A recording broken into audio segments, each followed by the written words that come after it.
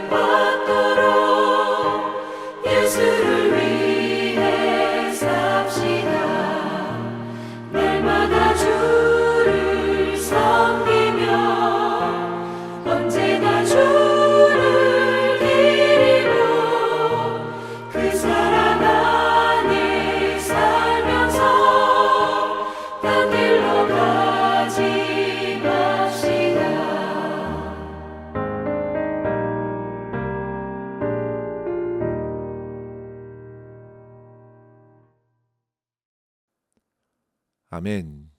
이 시간 함께 나눌 말씀은 욥기 31장 24절에서 40절입니다. 만일 내가 내 소망을 금에다 두고 순금에게 너는 내 의뢰하는 바라 하였다면, 만일 재물의 풍부함과 손으로 얹은 것이 많음으로 기뻐하였다면, 만일 해가 빛남과 달이 밝게 뜬 것을 보고 내 마음이 슬며시 유혹되어 내 손에 입맞추었다면, 그것도 재판에 회부할 죄악이니 내가 그리하였으면 위에 계신 하나님을 속이는 것이리라. 내가 언제 나를 미워하는 자의 멸망을 기뻐하고 그가 재난을 당함으로 즐거워하였던가. 실상은 나는 그가 죽기를 구하는 말로 그의 생명을 저주하여 내 입이 범죄하게 하지 아니하였노라. 내 장막 사람들은 주인의 고기에 배부르지 않은 자가 어디 있느냐 하지 아니하였는가. 실상은 나그네가 거리에서 자지 아니하도록 나는 행인에게 내 문을 열어주었노라. 내가 언제 다른 사람처럼 내 악행을 숨긴 일이 있거나 나의 죄악을 나의 품에 감추었으며, 내가 언제 큰 무리와 여러 종족의 수모가 두려워서 대문 밖으로 나가지 못하고 잠잠하였던가. 누구든지 나의 변명을 들어다오. 나의 서명이 여기 있으니 전능자가 내게 대답하시기를 바라노라. 나를 고발하는 자가 있다면 그에게 고소장을 쓰게 하라. 내가 그것을 어깨에 매기도 하고 왕관처럼 머리에 쓰기도 하리라. 내 걸음의 수요를 그에게 알리고 왕족처럼 그를 가까이 하였으리라. 만일 내 밭이 나를 향하여 부르짖고 바지랑이 함께 울었다면, 만일 내가 값을 내지 않고 그 소출을 먹고 그 소유주가 생명을 잃게 하였다면, 밀 대신에 가시나무가 나고 보리 대신에 독보리가 나는 것이 마땅하니라 하고 욥의 말이 그치니라. 아멘. 오늘 말씀에서 우리는 욥의 최종 변론을 듣게 됩니다.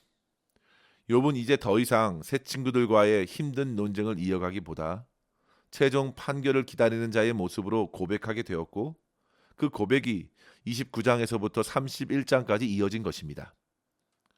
욥기 29장에서는 이전의 행복을 누렸던 자기의 삶들을 회상하며 고백하고 있고요.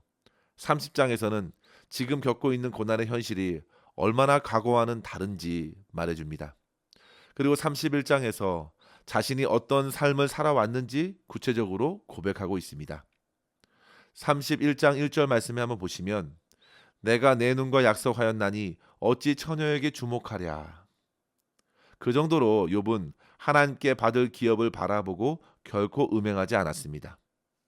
그는 분명 불의한 자에게 환난이 따를 텐데 그것을 알고서 어떻게 그릇 행하겠느냐. 하나님이 다 아시는데 그럴 수 없다고 고백합니다. 그러면서 5절에 보시면, 만일 내가 속임수로 살았다면, 7절에 만일 내 걸음이 길에서 벗어나 더러운 일을 했다면, 9절에 만일 내 마음이 타인의 여인에게서 마음을 빼앗겼다면, 13절에 만약 나와 함께 하는 종들의 권리를 빼앗았다면 마땅히 그에 대한 심판을 받아야 한다고 말하면서 자기 자신은 그렇게 행하지 않았다고 변론하는 것입니다. 뿐만 아니라 19절에 보시면, 내가 만일 의복 없이 죽어가는 이들을 지나치거나, 20절에 만일 내 옷으로 다른 이를 따뜻하게 하여 그가 나를 위하여 복을 빌게 하지 아니었다면 나는 마땅히 하나님의 재앙을 받아야 할 것이나, 욥은 그렇게 할 수 없었습니다. 이처럼 욥은 친구들이 욥에게서 찾으려고 하는 불이나 어떤 죄악 때문에 지금의 고난을 겪는 것이 결코 아니라는 고백을 하는 것입니다. 그리고 오늘 본문 24절에 보십시오. 그의 마음이 물질이나 다른 것에 놓여 있지 않았습니다. 만일 내가 금에다 소망을 두었다면, 26절에 보시면, 만일 내가 해와 달에게 유혹되어 마음이 빼앗겼다면 마땅히 하나님의 재판 앞에 서야 한다는 것이죠. 성도 여러분, 욥은 대단한 부자로 살면서 재물에 마음을 빼앗기지 않았습니다. 욥은 돈을 모으고 쌓아두기 위해서 자기의 온 힘을 기울이며 살아가지 않았습니다. 성도 여러분, 오늘날 얼마나 많은 사람들이 재물의 마음을 빼앗겨 하나님을 멀리하는지 모릅니다. 쉬지 않고 일합니다. 오로지 돈과 명예를 쌓기 위해서 달리는 것입니다. 어떤 사람들은 너무 지나쳐서 수단과 방법을 가리지 않고 옳지 않는 방법으로도 어떻게든 재물을 쌓고 그 재물을 불리고 그 재물에 결국 자기의 미래와 소망을 거는 것입니다. 마치 누가복음 12장에 있는 어리석은 부자와 같습니다. 하루아침에 생명을 취하실 수 있는 주님 앞에 서게 되면 그 쌓은 모든 재화가 자기의 것이 아닌데도 그렇게 다름질하는 것입니다. 하지만 성도 여러분, 욥은 결코 그렇지 않았습니다. 그에게 닥친 고난은 하루아침에 수많은 가축들이 죽음으로 몰아간 것이고 모든 재산이 불타버린 것으로 시작했습니다. 심지어 7 아들과 3 딸을 한순간에 잃었습니다. 하지만 욥은 물질에도 재산에도 자식들에게도 마음을 묶여두지 않고 주님께 고백하지요. 주신 자는 여호와시요 취하신 자도 여호와시라. 그렇게 하나님을 향한 믿음을 고난 중에서도 세워갔습니다. 심지어 그는 자연의 오묘함에 마음을 빼앗겨 헛된 우상으로도 삼지 않았습니다. 뿐만 아니라 욥은 주변의 사람들을 존중하고 사랑했습니다. 심지어 29절에 보시면 자기를 미워하는 자들의 멸망을 기뻐하겠는가? 그렇지 않았고 그들의 재난도 그들의 인생도 저주하지 않았습니다. 또한 자기와 함께 사는 이들을 향해서는 배부르게 하였고 나그네들에게는 문을 열어주며 쉼터를 제공했습니다. 참으로 정직하고 사랑과 배려가 있었고 하나님을 열심히 섬기면서 살았던 욥의 모습을 보여줍니다. 성도 여러분, 욥의 이와 같은 고백을 통해서 우리는 무엇을 생각할 수 있겠습니까? 과연 새 친구들의 말처럼 그의 고난이 그의 잘못들과 죄악으로 주어진 것이라 할 수 있을까요? 만약 그렇다면 그 기준으로 볼 때 과연 저와 여러분의 인생은 안전하겠습니까? 단순하게 비교하기 어려워도 최소한 본문의 욥의 고백이 사실이라면 과연 저는 욥 앞에서 결코 낯을 들고 서기 부끄러울 것 같습니다. 성도 여러분, 과연 누가 이러한 욥의 고백 앞에서 고소장을 쓸 수 있을까요? 욥은 최후 변론을 마치고 이에 대해 고소할 자가 있으면 고소장을 받겠다고 합니다. 그리고 그 고소장을 머리에 쓰고 어깨에 메어 숨기지 않겠다고 합니다. 37절에 보시면 내 걸음의 수요를 그에게 알리고 왕족처럼 그를 가까이 하였겠다고 말하면서 그 고소한 이에게 욥은 자기의 삶에 일어난 일거수일투족을 다 보여줘서 그 고소의 오해를 풀어주겠다고 말하는 것입니다. 사랑하는 성도 여러분, 욥에게서 우리는 신앙의 담대함을 보게 됩니다. 그렇다면 그가 하나님 앞에서 최선을 다해 살아왔다는 이러한 고백을 마지막으로 하는 이유가 무엇일까요? 결코 그의 고난이 하나님 앞에 부끄러운 죄악 때문이 아니라는 것이고 분명 다른 이유가 있을 수 있음을 주님 앞에서 호소하는 것입니다. 따라서 이러한 욥의 최후 변론을 우리가 묵상하면서 두 가지로 고난에 대한 도전을 다시금 생각하며 기도했으면 좋겠습니다. 첫째로 성도 여러분, 신실한 믿음의 삶에도 얼마든지 고난이 주어질 수 있음을 생각하고 하나님의 뜻을 구하십시오. 욥의 최후 변론은 그의 의로운 삶을 내세우기 위해서가 결코 아닙니다. 또한 그동안 새 친구의 말처럼 나는 의롭게 살아왔기 때문에 고난을 주신 하나님이 불의하시다는 말도 결코 아닙니다. 로마서 3장 10절에 분명 의인은 없나니 하나도 없다고 했습니다. 아담의 범죄 이후에 죄에서 자유로운 사람은 없고 욥 또한 그런 의미에서는 불의한 자입니다. 하지만 하나님께서는 이미 욥의 믿음을 보셨습니다. 욥은 하나님께 예배하는 자였습니다. 그리고 하나님을 섬기면서 자녀들에게도 이웃들에게도 종들에게도 그리고 물질을 대하는 모습 속에서도 하나님을 향한 믿음이 배어 있었습니다. 그와 같은 믿음을 우리 하나님께서는 천상에서 사단 앞에서 인정하셨습니다. 그런데 그에게 고난이 주어진 것입니다. 그렇기 때문에 처음엔 고난이 나에게 왜? 라는 질문이 그에게 나올 수밖에 없었고 욥 또한 선뜻 납득이 되지 않은 것입니다. 성도 여러분, 우리는 교회 안에서 특히 이러한 고백을 많이 접하게 됩니다. 이제 막 주님을 믿기로 작정했는데 고난이 주어졌습니다. 오랫동안 교회를 섬기고 최선을 다해서 믿음을 따라 살려고 발버둥 치는 저에게 이렇게 무거운 고난이 주어지니 참으로 속상하고 원통한 마음으로 호소하는 것입니다. 그러면서 어떤 분들은 그동안 섬기던 하나님의 사랑을 의심하기도 하고 더 나아가 하나님을 원망하면서 하나님을 향한 마음을 닫고 더욱 소망 없는 길로 돌아가는 것을 보기도 합니다. 하지만 성도 여러분, 그것이 바로 사단 마귀가 좋아하는 것입니다. 고난 속에서 하나님을 등지는 것은 더더욱 어리석은 것입니다. 성도 여러분, 우리는 이 땅에서 고난을 피할 수 없는 존재입니다. 저와 여러분이 주님을 만나지 않았으면 우리가 어떻게 죄의 굴레에서 헤어나올 수 있었겠습니까? 소망 없이 그저 타락한 채로 불심판을 받아야 할 존재들입니다. 악한 세상에서 모든 인생은 결국 고난을 피할 수 없습니다. 서로 속이고 속는 이 세상 안에서 원치 않게 함께 고통을 겪을 수밖에 없습니다. 하지만 성도 여러분, 그곳에서 우리는 주님의 은혜로서 구원받고 하나님 나라에 속한 자가 되었으니 고난을 받아도 이제는 다르게 생각해야겠습니다. 물론 하나님께서는 죄로 인해서 고난을 받는다면 돌이켜 회개하길 원하십니다. 하지만 그것이 다가 아닙니다. 얼마든지 믿음의 훈련, 연단으로 고난을 받을 수도 있습니다. 이스라엘의 광야의 삶을 한번 보십시오. 홍해를 가르는 기적을 경험했던 백성들에게 마른 땅이 3일 동안 펼쳐졌습니다. 그러자 그들에게 불평과 원망이 쏟아져 나왔습니다. 고난을 통하여 저들의 밑바닥이 드러난 것입니다. 그러면서 옛날 습성들을 하나님께서는 버리게 하시는 것이죠. 그리고 하나님께 모든 것을 공급받는 믿음으로 키워 가신 것입니다. 성도 여러분, 또한 고난을 통해서 얼마든지 하나님의 영광을 나타낼 수도 있습니다. 요한복음 9장에 보시면 날 때부터 소경된 이에게 사람들은 그가 누구의 죄 때문에 이렇게 불행한지 물으면서 그저 그가 처한 모습만 가지고 죄를 들이밀었습니다. 하지만 그때 예수님께서는 요한복음 9장 3절에 말씀하시죠. 이 사람이나 그의 부모의 죄로 인한 것이 아니라 그에게서 하나님이 하시는 일을 나타내고자 하심이라. 그러면서 그의 눈을 뜨게 하셨고 결국 그로 하여금 예수님을 믿는 역사를 경험케 하셨습니다. 따라서 성도 여러분, 고난 가운데 우리는 혹시 주님 앞에 부끄러운 죄가 있다면 당연히 죄에 대해 참회하고 주님의 용서하시는 은혜를 구할 뿐만 아니라 그렇지 않더라도 주님 앞에 엎드려 고난의 짐을 내려놓고 믿는 자의 시련과 고난을 통하여 나타내시고자 하시는 하나님의 뜻 이루어지기를 간구하면서 주님을 더욱 굳게 믿는 역사를 경험할 수 있기를 바랍니다. 성도 여러분, 고난이 얼마나 유익한가요?